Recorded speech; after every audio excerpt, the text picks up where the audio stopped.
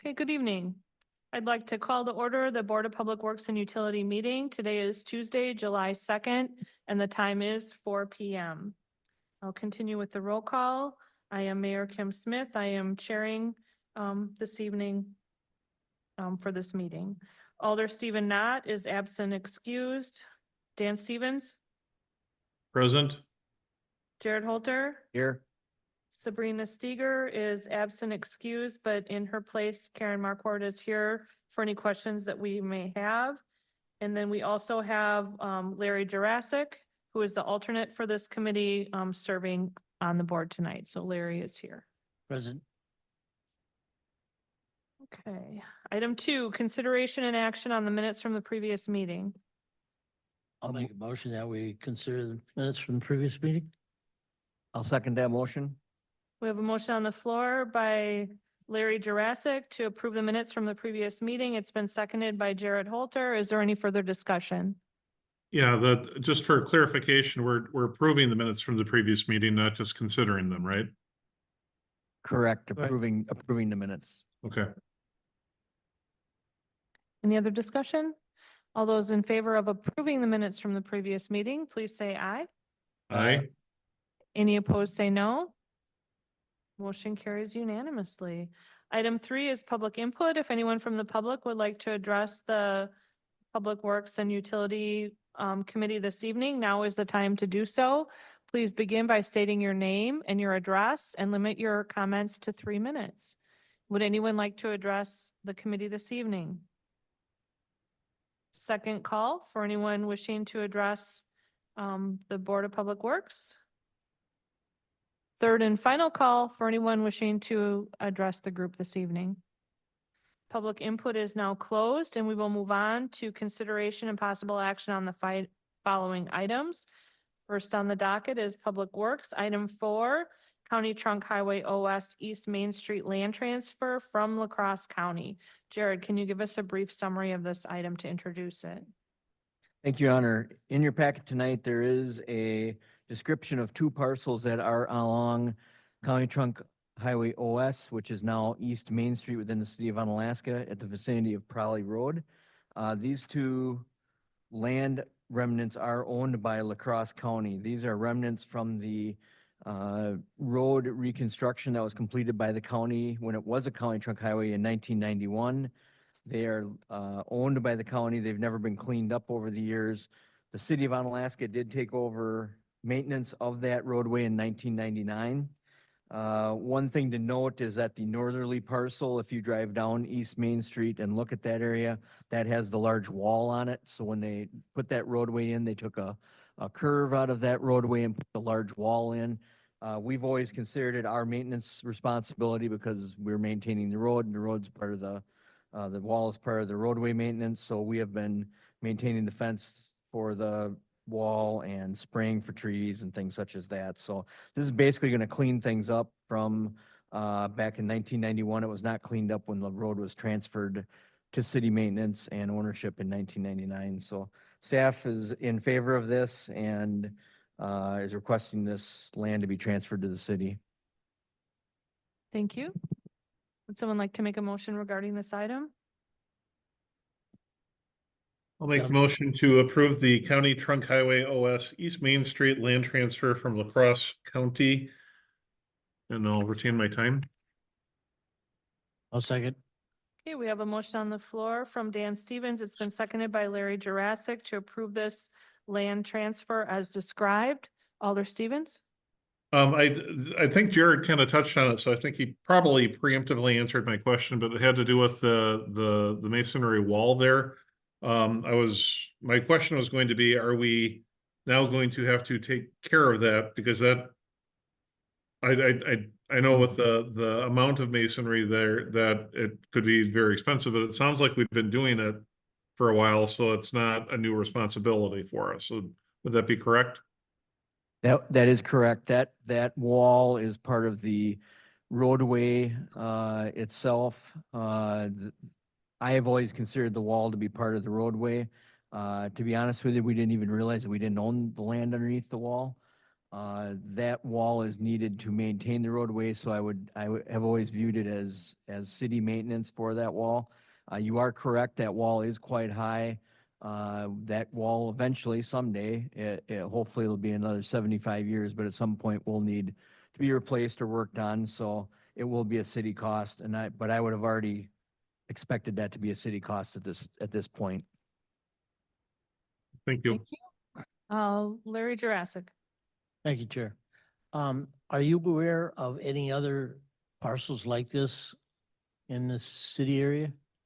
You know, it seems like we always have something come up. There is still a small piece that's left in here that is, actually not, it's owned by a private individual. It was a land remnant that's under the road that at some point we've got to get cleaned up too. But these are typically few and far between. The city owns, a few of these where the road right away was not platted and we have an actual parcel that we own. There are a few, depending on what happens when we acquire ownership of right of ways from the township once in a while, we kind of see this more when we take over town roads. So, I don't know of any specifically, but I'm sure there's one hiding out there. I spent 30 years on this one, and we. Thank you, Chair. Any other comments or questions? Okay, the motion on the floor is to approve this land transfer. All those in favor, please say aye. Aye. Anyone opposed, say no. Motion passes unanimously. Thank you. Item 5, La Crosse County Solid Waste Department update. Jared? Thank you. In your packet tonight, I do have materials. We did, myself and Kevin Schubert attended the annual Solid Waste Department meeting. It's always a interesting event to look at what has happened in the Solid Waste Department during the year. It's one of those things that the city of Onalaska sends all of their waste via contract to the La Crosse Solid Waste Facility. So we do have a vested interest and a stake in that facility. With that, a couple of the things in the report that I thought were interesting was that with the new landfill addition that they have planned, they will have 14.8 years of approximately operation time left before the landfill will be full. They are building up cash reserves. If you looked at that, they are bringing in more cash than their expenditures, but they will be having expenditures for their upcoming landfill cell construction. There also is a report from the French Island, Xcel-owned French Island Generating Facility, which is the refuse incinerator that is on French Island. And then we'd already kind of given a little update on household hazardous waste, but that's also in there because that was discussed at the meeting. So I don't know, Kevin, do you have anything to add? I guess with that, it's just information for the committee. Okay, so we'll want to accept this and place it on file. I'll make a motion to accept and place on file the La Crosse County Solid Waste Department information. A second. Motion on the floor by Dan Stevens, seconded by Larry Jurassic, to accept this update from the La Crosse County Solid Waste Department and place it on file. Is there any further discussion? All those in favor, please say aye. Aye. Aye. Anyone opposed, say no. Motion carries unanimously. Thank you. Item 6 is the 2024 Supervisory Control and Data Acquisition Project. In your packet tonight, I do have a memo outlining the work to be done as part of the 2024 SCADA project, the Supervisory Control and Data Acquisition Project, our SCADA project.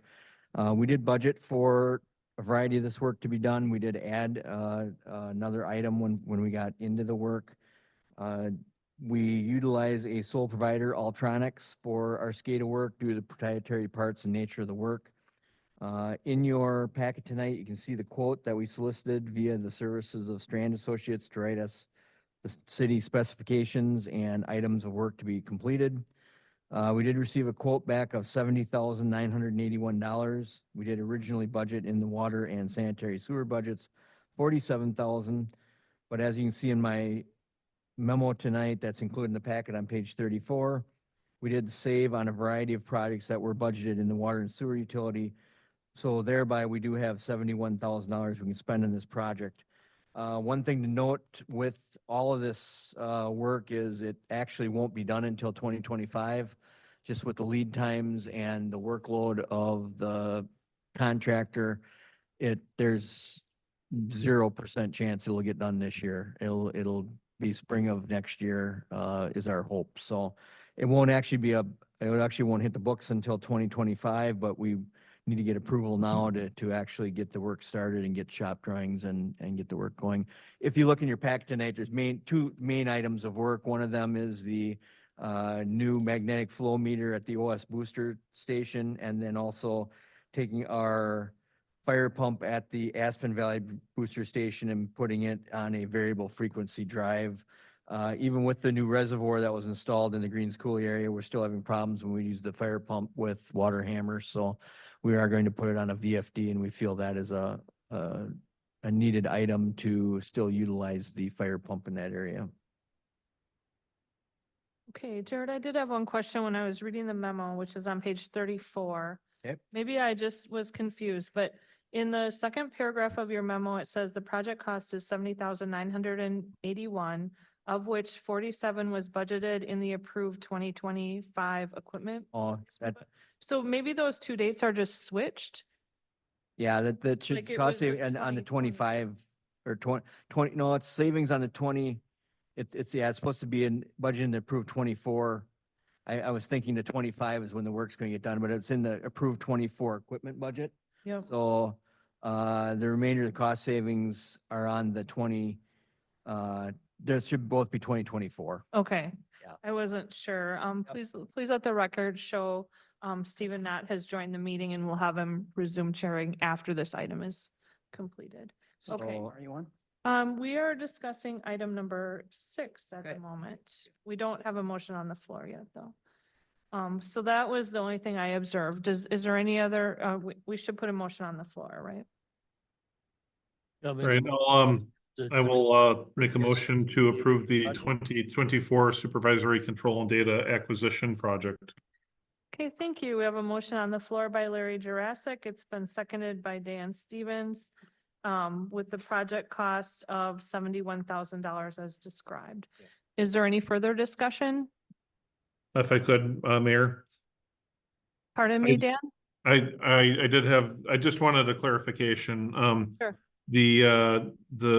This should be budget neutral. The savings are coming from the purchase. I assume that we purchased the skid steer, trench box, auto flusher, and the bids came in lower than what we thought that they were going to be, and that's why the budget is available for this without. that is Okay. exactly correct. We did save on the purchases outlined in the memo, and those funds will be directed toward this gated project. Correct. Okay, understood. Okay, any other discussion? Larry Jurassic? Yeah, there is no priority to get these two jobs done then. We can do without them for the year.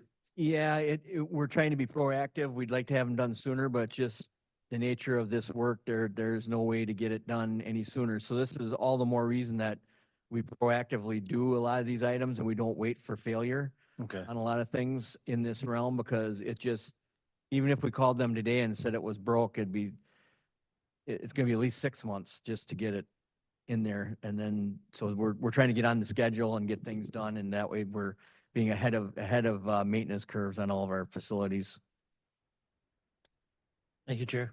Okay, with that being said, the motion on the floor is to approve this project. All those in favor, please say aye. Aye.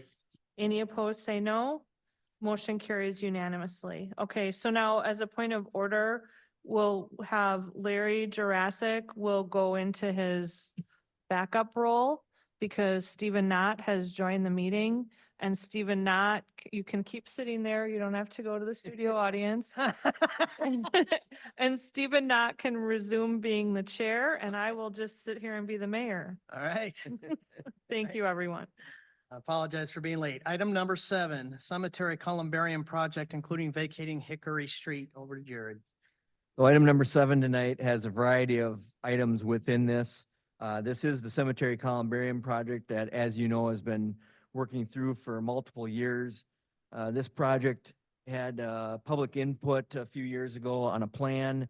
We did cite the columbarium area, I would say, on the Hickory Street right-of-way at 13th Avenue.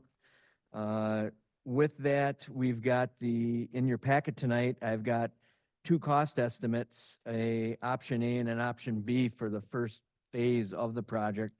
And with that, an adjoining map. So if you go to page 45 of your packet and you see the map that has the partial build out of phase one, we are estimating that project as a cost of $239,861. Now, this is with a contingency included in that project cost. You go to page 46, you can see the full build out, and the full build out would be the sidewalk going all the way up, more amenities such as landscaping, decorative fencing, items like that, that would also then complete part of the work. Either one of these build outs only includes the one columbarium, a center circular columbarium. We would not be expanding the actual columbarium area. We would be actually in the full build out, we would be putting in the bases, so we'd be ready for more columbariums in the future, but we would not be actually putting in any more columbarium space in either build out. If we do the full build out as we show here, we're showing a cost of $386,716 on page 43. You know, we've been trying to go back and forth with last year's capital improvements budget, and we had been using a $250,000 number. We just wanted to, I've got a variety of things here to discuss tonight, but the first one is the cost, and we can discuss this further once we get to the capital improvements budget, but staff did not want to have something where we are at the capital improvements budget and we wanted to dedicate $250,000 to this project, which I think is a very worthy project. There's people that want to utilize the columbarium area, but I didn't want to get the project done and then have everyone come back and say, well, gosh, this isn't what I thought we were going to get for $250,000. So we have found a phasing plan to do it within the 250, but it's not going to be as much wow in it, I guess, is what you may have thought we were going to get. So that's the first item of discussion is, you know, are we good putting in the capital improvements budget only $250,000 and getting basically the partial build out of the first phase? That's my first discussion question, I guess. I have a question to start with. To add, so say just for example, we went with the phase two or the full build out of the phase one. Yep. How much, just rough numbers, like just to add a second columbarium? Like what big of is that a huge difference? That's gonna get into our next Okay. another item that's part of this discussion. But myself, Kevin Schubert, and Reed Carey, our cemetery caretaker, a few months ago now went and looked at a variety of locations with a variety of types and vendors of columbariums, and the preferred choice of columbarium that we found was actually at a city cemetery in Mauston, and that vendor is Eichhoff, and that's actually shown on page 47 of your packet tonight of what we are going to propose to put into the first phase, a round 100 niche columbarium with a place to also inter ashes in the center of the columbarium also. But that columbarium there will be approximately $85,000 just for the columbarium. So if we want to add our plan eventually shows a semicircular columbarium going on each side of the circular columbarium.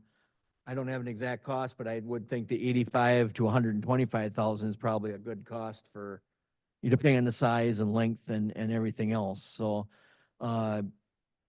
basically this sets us up where if we would sell a number of the first 100 niches, which is the space to inter the ashes in, then I think I guess I haven't discussed this with our finance director, Sabrina Steger, yet, but if we could take those funds from when we sell the niches there, put them into a designated account, and once then we can use that money to hopefully buy the next columbarium.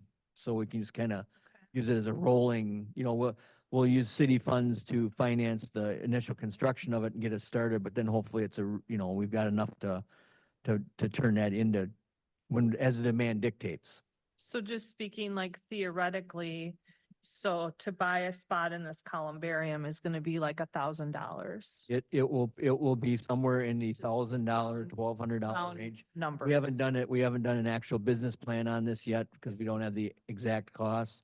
But if you've got 100 niches and you've got bringing $1,000 a piece, you're bringing 100,000. So the actual unit costs 85, but then you've got other costs that go into it also. The So foundation and. we haven't got, like I said, we haven't come to an actual, we saw a variety of costs. They ranged from, I think they're 800 to 1,400, basically. There was a wide range of costs when we were going and asking people and going on our tours, so. Well, I think we need to consider the cost of the 300,000 or whatever of the whole site development needs to be part of it as well as the actual columbarium. But I mean, those are future thoughts. I was just kind of wondering what the price point was, I guess. Yeah, it's gotta be in the The- 1,200. The partial build out, we will, part of this cost is, if you look at the cost estimate, we are factoring in that city staff will remove the existing street. City staff will spread the black dirt and seed it. The cost estimate includes paving of a cul-de-sac bulb. So when you come off of 12th Avenue, we still have to maintain access to that Hickory Street part of the cemetery entrance and the entrance to the La Crosse County facility that's there. So we're gonna pave that little bit of street, and we're gonna pave the east-west street access point to get over to this. So we are doing some other improvements besides just the columbarium, but they're all part of the same project. They need to all be done at the same time. You will be able to access and drive to the columbarium area. You just won't be able to park or access it from 13th is the main drawback that I see with only going with the partial build out. But I think it's totally going to be accessible. I mean, I guess, Kevin, you guys thoughts or anything on the partial plan? I know we've discussed it, and this was actually Kevin's idea to come up, it was a good idea to come up with another option because we've been looking at options on how to get this built, so. Yeah, sure, Jared. Well, some of the things, and maybe for me to start here, if we go to page 46, right, just to get a scale here, right? On everything Jared showed on the full build out, but then if you see sort of some of the circles that are a lighter color, right? When everything is built, right, there's 5 individual areas, right? They could each potentially have up to 200 niches. So like long-term thinking, this full build out, the city can expand upon over the next, I'm going to say 50 to 70 years, right? And when you length of the cemetery term, so we'll have plenty of capacity here to improve this in the future, right? So some of the stuff we looked at, we started looking at what the cost was just to do the entire build. We knew we couldn't afford that to start. So we started looking at how do we do more of a modular build here and add on. And that's what, Jared had sort of shown potentially on page 45, where we get the extension of the street. We put in the first part there. We get one location where we can, provide a columbarium service, right, to people that want to use it in the cemetery. And then our second thing there for the full build out of phase 1 is to do the sidewalk, right? So if you're coming to look, walking through, visiting, somebody in the cemetery, there'd be a way to access it pedestrian from street 13th Avenue South, to sort of make a day of it. The other thing, I guess, why Jared was talking on the finance side, right? We still have to work through those numbers, but when you talk about when people, to buy a grave from us, then they buy a headstone potentially to put on the grave. potentially the columbariums can become price competitive where potentially when we go through the numbers, it potentially could pay for itself, right? If you talk about construction costs in either phase 1A, right, or the phase 1 that includes the whole sidewalk, there's a potential when we run through those numbers when you factor what people would pay for not only the grave, but some of the headstone work, right, that they have associated with that, that isn't a cost to the city, but it's a cost to them. Potentially the columbarium can come very price competitive for that and still recoup, basically pay for itself long-term as it fills up, for those items. Okay. We'll go over, did you have a quick? Well, you can. I mean, I go don't ahead, mind. Mike. We'll go around.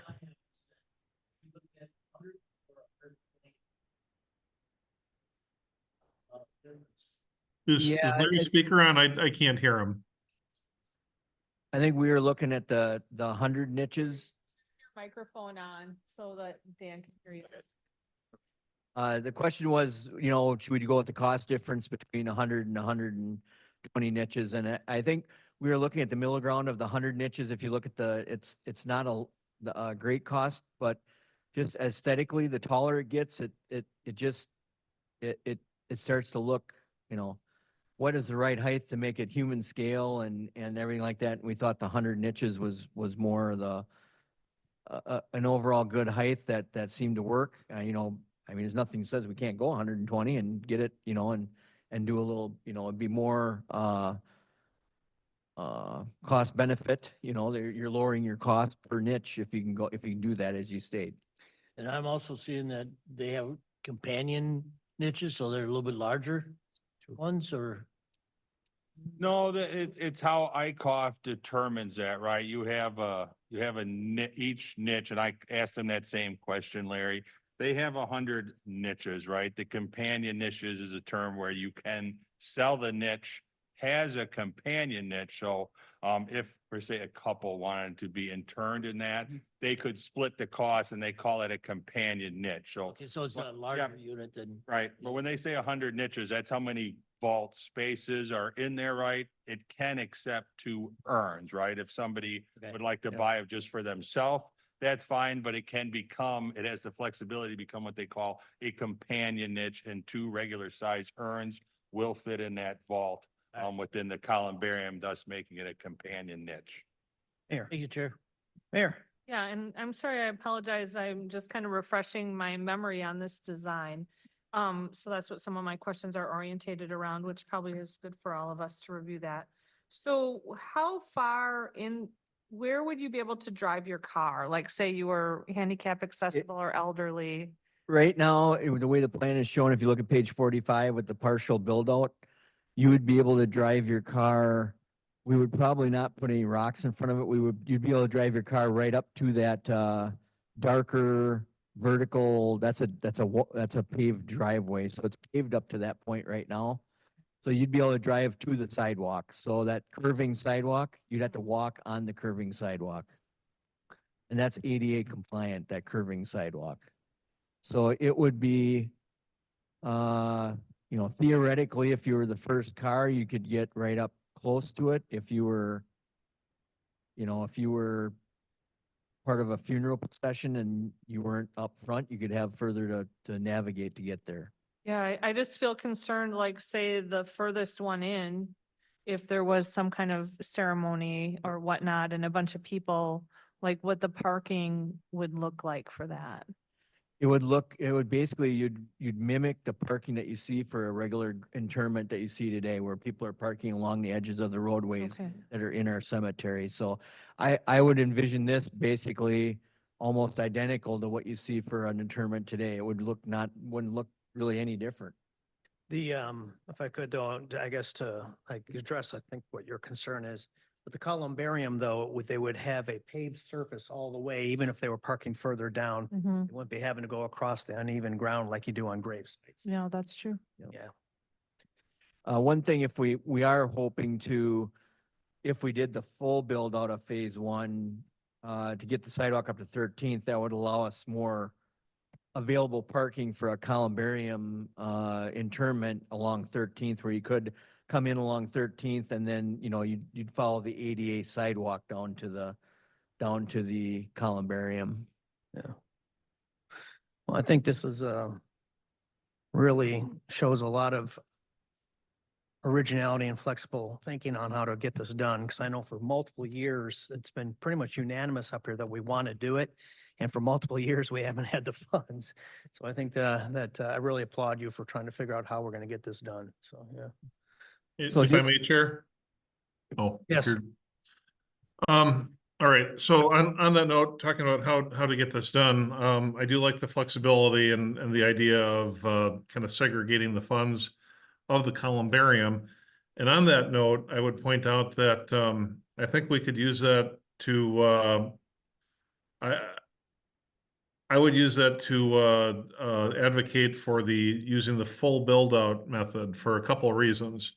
So first, if we're starting to collect money on the call it $1,000 a crack for each internment, I would argue that we could actually that third columbarium at some point in the future, while we're collecting money for that, that's not going to go into that fund anymore. That's just going to go into probably the general fund or the cemetery fund.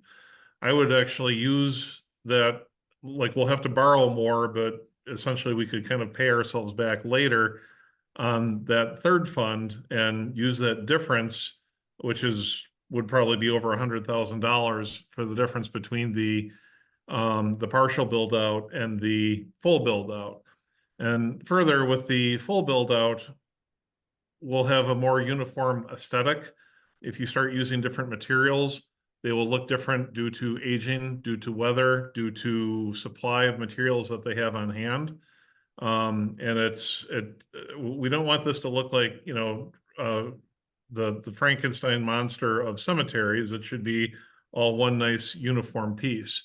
Now, the columbariums might be a little different because we're only going to do them one at a time, but at least the materials surrounding on the walkway and the path and everything like that if we had the ability to make that uniform, we ought to. And then as Jared pointed out, it sounds like that there's some additional benefits in parking. So I would be a strong advocate of pursuing the full build out in phase one.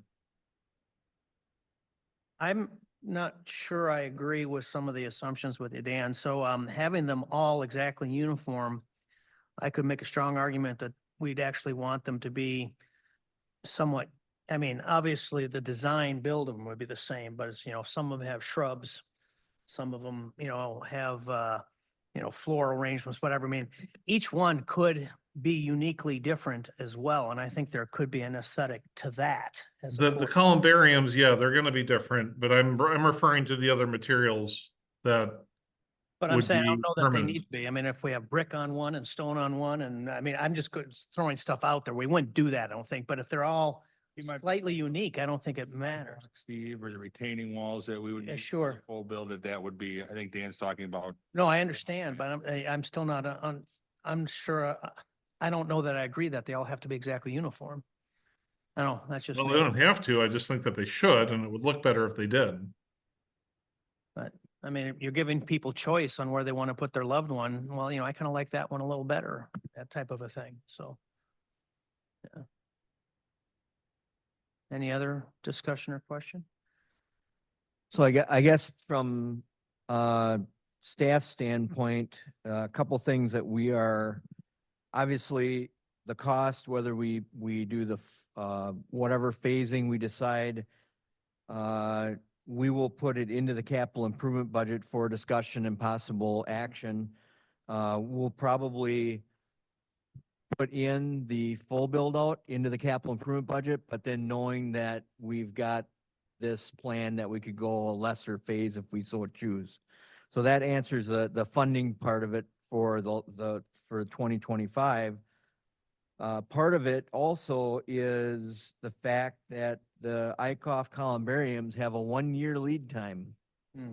So if we wait until we do the capital improvement budget to approve this, and then we bid it out in the spring as a project and do that in, let's say, bid in May of 2025, we actually won't get a columbarium to put anybody interred in until May of 2026.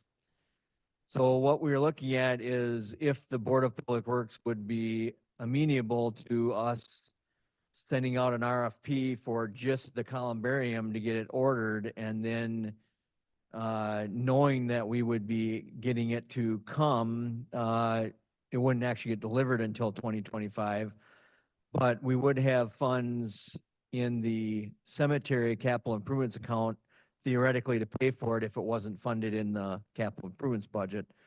I just think it'd be a shame to not have, I'd rather bid it out with the project and have it all done, have the contractor be liable for it and delivered, but I think timing wise, it would just be a shame to not get the concrete work in and get things in, and then we sit for another till spring of 2025 or 26 until we can actually inter anyone, so. So what you're asking then is that we consider dedicating a minimum of $240,000. It would be the 85,000.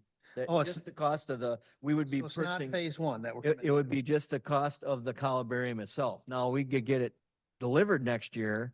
You'd have to have a place to put it. We'd have to have a place to put it.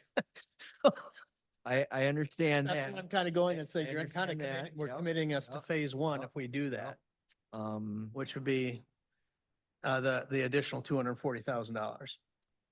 Two Correct. 39, 861.25. Yeah, the 85 is in that number. Oh, it is. 85 is in that number. The Oh, I didn't know that. columbarium for Okay, 85,000 is in that is included in the 239. Makes a difference. So does. that is actually listed in if you look at the estimate, like for Number 9, the page 43, we have the 13. columbarium is item number 13. Columbarium purchased by the city, 85,000 budgeted within that 386, or it Okay. is item 9. Columbarium purchased by the city for 85,000 of the 239,861. So Okay. that is included within our project budget. So I want to, That makes a big difference. yeah, it I does in feel my like. mind too. So I want to confirm what I think I heard. So what you're saying is the $85,000, if we don't get it out of capital improvements, you can always fall back on the cemetery funds. To pay for the columbarium. But the Correct. 154,861, if we were to decide we're gonna make this commitment now, that we would be having to basically fence that amount of money out of the 2025 capital improvements budget. Theoretically, yes. Okay. Mayor, Can you just take a moment, either you or Karen in place of Sabrina, and just talk about the cemetery fund and how that all works? Because I think people don't understand how the cemetery needs to be perpetual and all of Mhm. that. So the cemetery has a perpetual care account and also has a capital improvements account. And when a grave is purchased or when an interment is done, the interment cost goes into the cemetery budget to pay for yearly operating costs. So we budget revenues and expenses in the cemetery budget. Those revenues, all of the internment money goes into the revenue account then to pay for the next year's expenses. When someone purchases a grave, we split the cost between expenses, the capital improvements account, and the perpetual care account. And this is where I'm going to go off memory. I think it's 25%, 25%, and 50%, but I could be off by slightly on that. But I think there's 25%. So if you purchase a grave for $1,000, just round number, it's not 1,000, but not round number, $250 of your grave purchase goes into a perpetual care account. $250 goes into a capital improvements account, and $500 goes into the revenue for the year to pay for operating the cemetery. okay. Obviously, once we get to the point where we don't have any more graves to sell, which at the rate that we are selling graves, it's astonishing over the last 20 years how many graves we have sold in the cemetery. Eventually those funds that we're using to operate the cemetery are going to run out. That's where, depending on how much we have in the perpetual care account, will assist with yearly operations of the cemetery. Yeah. With our model that we have, our funding budgeting model that we have currently for the cemetery, that perpetual care account, in my estimation, probably will not have enough funding to totally fund the cemetery at the level that we want, that it currently is maintained. It will help decisively, and we'll see what happens as we move forward. But if we did not have the perpetual care account, or you wanted to maintain that level of care in the cemetery, obviously then the general fund would have to fund the cemetery, help assist with funding the cemetery. I personally don't have a lot of concern about taking the 85K out of the cemetery fund because we will be reimbursing that off of the sales of the columbarium. And then potentially even with a little bit extra, and then it would, the next columbarium, if assuming that we do a phase one build out, we'd have to do the same thing. But each time we're getting our money back. That is what I'm hoping with how I'm proposing it. So I did some quick calculations here. If we are going to recommend to the common council that we commit to at least the phase one. And Dan, we can have the discussions when the total capital improvement budget is out of whether or not we want to go full build out. But if we're going to try to commit, we would have to almost make a decision here within a month or two so that you can go to bid. And that, I mean, we do have to make at least a commitment to phase one, and that would be approximately, and again, this is a very squishy guess based off of my experience from the previous years of capital improvements budgets that we've spent. It would be approximately 4% of the capital improvements budget to commit to the phase one build out of the 154,861.25, which is phase one minus the 85K. So we'd be committing to the 154,861.25 out of the capital improvements, potentially more, but as a bare minimum, this, and that would be about 4% of the budget, approximately, give or take. Mayor. Just a couple observations, I guess. One of the reasons I like this columbarium design is because I think even in looking into the future, it gives us even more opportunities to add additional columbarium type spaces, and will give more, better longevity to our cemetery. Granted, the in-ground burials, the traditional burials will probably be less available, but they're also less preferred today. I feel like it's really trending toward the columbarium style. So that's one thing. And then another kind of hearing what you're saying and thinking about it, I was wondering what the possibility would be to just use some of the money in the current cemetery fund to purchase that $85,000 columbarium and just go ahead and go out to RFP, get the bids, purchase it within the 2024 time period. And then that would, of course, bring down, either pay ourselves back or just bring down that value as some sort of an operation, which I'm sure Sabrina and probably Karen have comments on, but is an option rather than alternatives, I guess, as an alternative. I know this project has a lot of support in our community. Yeah, and I know that we've been punting it for a lot of years, and I've been part of that vote to punt it, but I mean. Well, we all have been. I know. mean, But I think we need to really take a stand. That's just me personally. So I got no problem myself committing approximately 4%. It just understand that means there will be paying another potentially another capital improvements project that we will not be able to do this next year. That's all. But I mean, it's rising in my mind to the top of the stack just because we have been punting it so long. It's been what, 3 years at least? Yeah. I think. At least two. Two for Has it been 2 for sure? All right, about the 3. Okay. Well, I okay. think Larry hit it. Larry, did you want to Yeah. address the? The only question I have, I mean, I agree with what's going on right now as far as purchasing it. We can always put a delivery date at a later time to make sure that we got the funds and grounds already prepared. That's not, I don't see a problem in that. Well- But ordering it and having it move us to the top of the list when we are ready, then they can ship right away, so. Mayor. I just want to say, what we can't do is we can't make a decision now about some future budget decision. We can only make a decision now about a current budget decision. Right. And that's why I was suggesting perhaps either using some money from the cemetery if there's a substantial savings on a different project, cash reserves, finding some other, if we really want to fund, because of the reasons discussed, if we really want to fund this in 2024, we should try to find a way to do a budget amendment and fund it in 2024. That's all I was saying, That's not a bad idea, but that, just for the 85,000 is what. for you the need. 85,000. Yeah, but we would still be ultimately making a decision that we, otherwise we might be getting a columbarium with no place to put it. Yeah, well, it would make a, I mean, it would be a positive impact on the 2025 budget Yes. decisions, because we would then be looking at those numbers Jared gave us would then be $85,000 less. Roger that.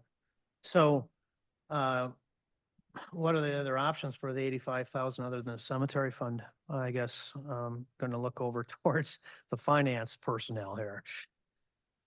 Yeah, well, I have a couple questions really quick first for Jared and then I'll. Okay. So Jared, if we went out for RFP now, if you got the approval to go out for RFP now, when do you feel that those numbers would come back? What kind of timeline are you looking for? Well, it's already July 1st, so it would probably have to be the September meeting. We'd have to have it, bring it back in August and then have it for the September meeting. Okay, I was just, I guess, wanting to know how close that was gonna fall in line with our CIP budget hearing. So, yeah, and then, I guess I like a lot of what everybody is talking about. I know last night in the finance meeting, we did talk about having some extra reserves. So maybe that would be, when having discussions with Sabrina, she had mentioned that that would be something she would be in support of, is if we did use some of the reserves that we had for capital projects. So I don't want to put words in her mouth, but I believe that that might be an opportunity right there. Okay, can we, I guess, put this on the non-consent agenda next week and we can have more information on funding options? Yeah, Mhm. yes. Yes. Those, Steve, potentially the other thing we could do tonight is just get approval to send out the RFP, right? You know, we have to write the RFP, we have to send it out, it'll come back. So the actual funding decision wouldn't occur till September, yeah. right? So you wouldn't have to make a motion today about how much. We could potentially just get approval to start the process, right? Get the RFP out, get it bid, right? Sabrina unexpectedly had to not attend today. So, I mean, it's a way where we would have some time. Really, we don't have to make the final commitment to buying the columbarium until September, Okay. right? That way we can have, everybody can discuss it. Some of the council members can discuss it, come and ask Jared and I questions, but really tonight, just moving forward on getting the process started, right? Approval of allowing us to send out the RFP is probably the first step for tonight. Rick? Well, I think it still would be a good idea to have it on council meeting next week, starting the funding discussions. If you do start putting the RFP together, because that'll probably take a period of time with the holiday coming up and everything. So even if that work started, it could be ready to go. So when the appropriate approvals are done, it can go out right away. Okay. Mayor? What I wouldn't want to see happen is that this was like a startup, because we traditionally, we don't do this. Like, we don't use our cash reserves to achieve things like this. I mean, we've had numerous vehicles that we've really needed that we didn't get because of the delays in ordering. So this would be deviating from our past behavior. And also spending money out of the reserves is deviating from our past behavior, which is what, you know, our how financially conservative we have been, you know, all of us, not just the council, but the staff as well, is what leads to us being in such a strong financial position. So we just want to be careful that we're deliberate about this. But, you know, as we all stated, we understand this is something that is important to our community and I think would be received well, especially because we are in a favorable financial position in this moment, which we all know can change quickly. Thank you. Diane? Thank you, Chair. Diane Wolf, Second District Alder, 910 Orchid Place. What I heard Chair Not say a little bit ago, you know, the concern about possibly approving something prior to even the full council approving it. But what we have done on a rare occasion is look to possibly approve something and then look for like a show of, like a poll, show of hands of who are looking at, as it stood at that day, looking to, you would feel comfortable supporting it at that, maybe like the September meeting. If you approve the $85,000 purchase, the RFP, maybe in September, it's not going to get approved until November CIP budget meeting, at the September meeting at council, to have council show, do a poll of hands. Who can support this when we get to, whether it's going to be the full build out or the partial, who soft ways is going to support it. So at least you kind of have, I mean, because if you have 4 people who are say, heck no, we're not going to support it regardless, then you kind of have an idea, where you stand. You know what I mean? We have kind of done like a little soft poll. Maybe we've done it and. Right, know but what I I mean, mean? we also have 4 counselors here right now, so that is helpful too. Yes, Indicators, like just trying to read yes. what the priorities are, but it's also easy, I know for me too, is like easy to say right now that I know this is a priority in the community and I want this to happen. But then I also know when we get into the depths of the CIP budget and we're looking at, taking care of what we have and we're having to make tough choices, we've already said time and again, the cemetery has not won out, but now I do think the scales are tipping. And a lot of the reason is because of the rapid sales for the traditional grave sites. And we know we need this columbarium in there. It's going to actually be a better financial move for us to get the columbarium than to procrastinate on the columbarium. So I think that's what'll tip the scales this year. And I know a year ago I made the commitment and I understood why we had to say, put off one more year. Last year I said a year from now I was going to support it, and I will make that commitment tonight. I will support it, whether it's the partial or the full. I am more in favor of the full, but let's see the numbers and all the list of, $10-12 million of probably requested are going to come through, which we expect every year, which, that's realistic. But my vote will be for one or the other come November.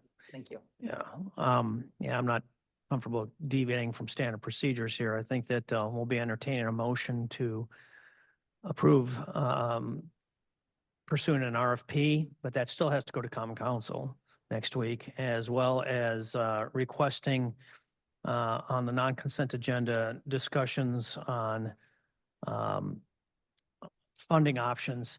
I mean, Diane, I'm pretty darn sure that's the same position I'm going to have, but it's really hard for me to take a total commitment until I see how the money works out. I mean, that's a critical piece of the final decisions here. So, any other, yes, Jared? Yeah, And just, staff totally understands the budgeting process and is in support of it. And as the mayor stated, we've had many items come through over the years, equipment, different things that are either needed or, have support for various reasons. And we more so wanted to point out it's okay if we don't, it's just a matter of, just so everyone knows, it's going to be spring of 2026 before we probably actually, I think we'd probably unveil it at Memorial Day, in May of 2026 and we're okay. And we can be okay with that. It's just, we just wanted to make sure everyone knew that, and maybe they come through and they get to us in 8 months and we can get it in November or something of that year. But, we just, once again, there's been so much coming into this project, a lot of public input, a lot of things like that. I have to make sure our expectations are correct, whether it's what you're going to see when we get done or when it's going to get done and things like that. We've put it off for an amount of time, that we're just making sure that we've communicated properly on what's happening out there and what those are. So whatever we do, whenever we get done, it's going to be beautiful. We're going to have a great item. It's going to enhance our cemetery. It's going to be a great thing. It's just a matter of, how fast we want to get it operational. Right, well, I'll Sure. make a motion that I'm sorry, Dan, did you want to say something? yeah, I just, I want maybe touch on a couple things. I know the mayor talked about perhaps not to deviate from, the previous financial methodologies, but What Karen brought up, I don't think we should, discard that out of hand. I mean, at the finance meeting, the change in our policy is different than what we've done in the past in the last year. And as a result, we're comparatively flush from interest income that we did not budget for and that we did not have in previous years. And because because there is a long lead time, I think that if finance is saying that they would be comfortable using some of those reserves on especially on income that we did not plan on having to move this along quicker. I mean, it's still gonna have to go through capital improvement budget, but I would not delay at all, and I think we could pay,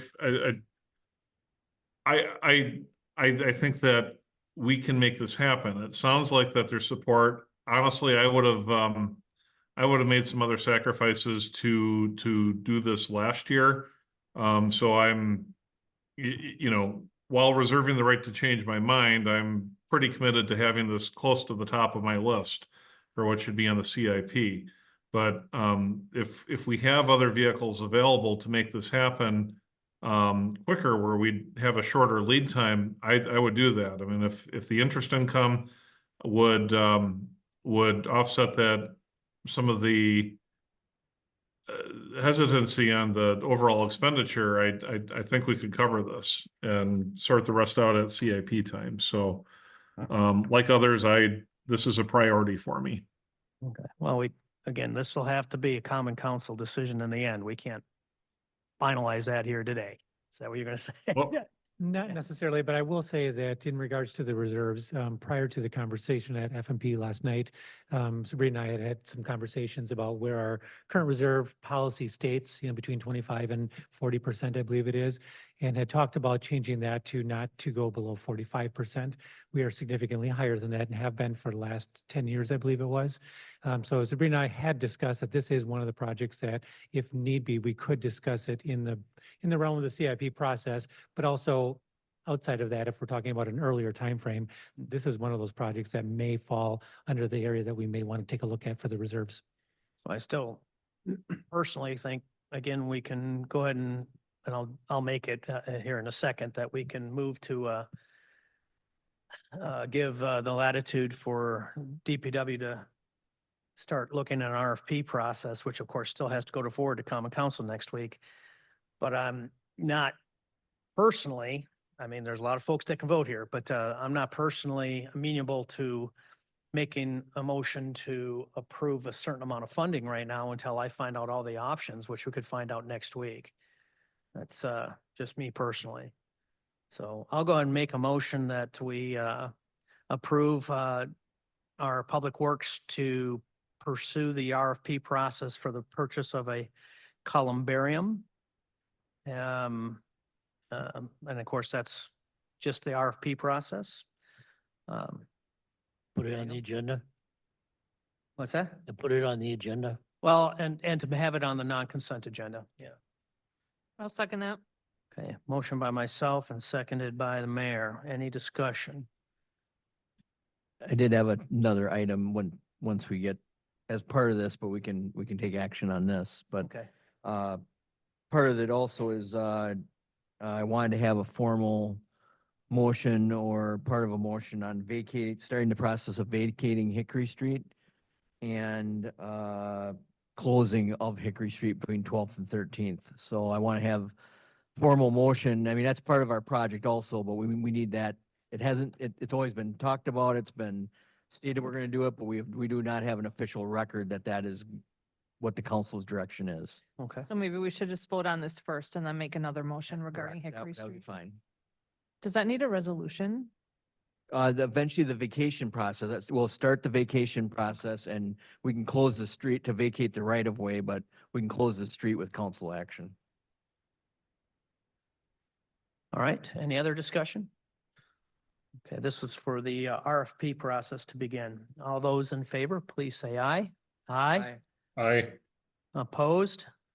Motion passes. And Jared, do you want to make this? I would also make a motion that we start the vacation process of the Hickory Street right of way between 12th Avenue, North and 13th Avenue North, including the closing of Hickory Street.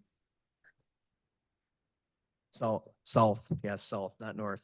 12th and 13th South. We have some mad people. Well, 12th and there's 13th. there's no Hickory Street on this. There's no Hickory Street, so. I'll second. All right. We have a motion by Jared and a second by the mayor. Any discussion? Yeah, when would that portion, and I assume it's the portion between 12th and 13th South, when would that be closed? We are hoping if the Public Works Department has time in their schedule this fall, we would form the removal of the street, removal of the base, get black dirt in and hopefully seed it down to get ready for next year's construction this fall yet. We do not have that etched in stone. If your council wants to give direction to wait till spring, till we get until the last possible moment of getting it ready for actually installation, we can do that too. Right. It is a path of road I use frequently, but I'm willing to make that sacrifice for the city. So just wanted to know when, because people will ask. Yep. And it's a 1-block detour on a road that's not highly trafficked. So, yeah. Okay. Okay, we have a motion and a second. All those in favor, please say aye. Aye. Opposed? Motion passes. And then I'd also like, of course, funding options for the columbarium to be on the non-consent agenda next week. Okay. All right, that should conclude item number 7. Next is item number 8, 2024 General Professional Engineering Service. Back to Jared. In your packet tonight, I do have a statement of services from Short Elliott Hendrickson SEH for general engineering services in the amount of $15,000. This is for such things as water system modeling, traffic engineering, project staking, grant assistance. We've actually got SEH out staking in the cemetery right today. They were out there under our old contract, finishing up some staking. So these will be paid out of budgeted operating expense accounts from the various water, sewer, storm sewer, and street accounts. I move to approve the agreement with SEH for general professional engineering services not to exceed $15,000. Second. Any discussion? And motion by the mayor, seconded by myself. Hearing none, all those in favor, please say aye. Aye. Opposed? Motion passes. Next, we have item number 9, which is pay estimates. You have a total of 14 items. I'll make a motion to approve. Second. Motion to approve by myself, seconded by mayor. Any discussion? All those in favor, please say aye. Aye. Opposed? Motion passes. Move on to the utilities portion. There is no report, so we're on to item number 11, adjournment. Move to adjourn. Second. Any discussion? All those in favor, please say aye. Aye. Opposed? Motion passes. We are adjourned. Time is 5:07.